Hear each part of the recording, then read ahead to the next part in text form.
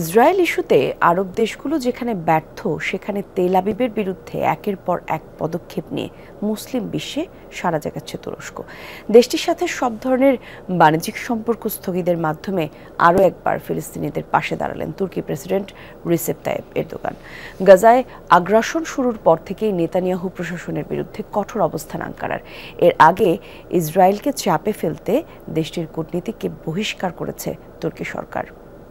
Design, elegance, beauty, সেরা পণ্য সবার জন্য। ইসরায়েল যেসব দেশ থেকে পণ্য আমদানি করে তার মধ্যে পঞ্চম বৃহত্তম উৎস তুরস্ক। 2023 সালে দুই দেশের মধ্যে $700 কোটি বেশি মূল্যের পণ্য আমদানি রফতানি হয়েছে। গাজায় তেল আবিবের নির্বিচার বর্বরতার প্রতিবাদে দীর্ঘদিনের এই বাণিজ্যিক সম্পর্ক স্থগিত করেছে তুরস্ক। 7 মাসেও যখন ফিলিস্তিনিদের ওপর বন্ধ হচ্ছে না ইসরায়েলি আগ্রাসন, তখন দেশটির ওপর চাপ বাড়াতেই আমদানি রফতানি কার্যক্রম সহ লেনদেন বন্ধের সিদ্ধান্ত আঙ্কারার। গাজায় আগ্রাসন শুরুর পর থেকেই ইসরায়েলের বিরুদ্ধে সরব দেশটি। ইসরায়েলি প্রধানমন্ত্রী নেতানিয়াহুর বিরুদ্ধে সোচ্চার যে কয়জন মুসলিম নেতা, তাদের মধ্যে অন্যতম এরদোগান। পুরো পশ্চিমা বিশ্বই ইসরায়েলের হয়ে কাজ করছে। অসহায় ফিলিস্তিনিদের ওপর নির্বিচারে বোমা ফেলা হচ্ছে, ছোট ছোট শিশুদের নির্মমভাবে হত্যা করা হচ্ছে।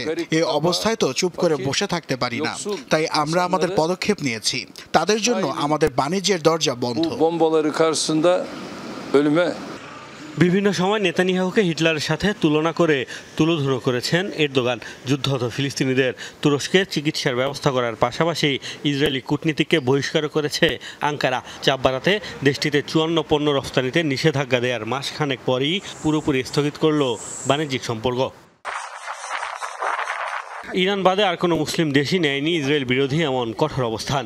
মুখে মুখে আগ্রাসনের প্রতিবাদ জানালেও আরব দেশগুলোকে তেল আবিবের বিরুদ্ধে সরাসরি কোনো পদক্ষেপ নিতে দেখা যায়নি। জর্ডান, মিশর, সংযুক্ত আরব আমিরাত ও বাহরাইন সহ আর কয়েকটি আরব দেশের সঙ্গে বাণিজ্যিক সম্পর্ক রয়েছে ইসরায়েলের। মোস্তফা মাহমুদ, যমুনা নিউজ।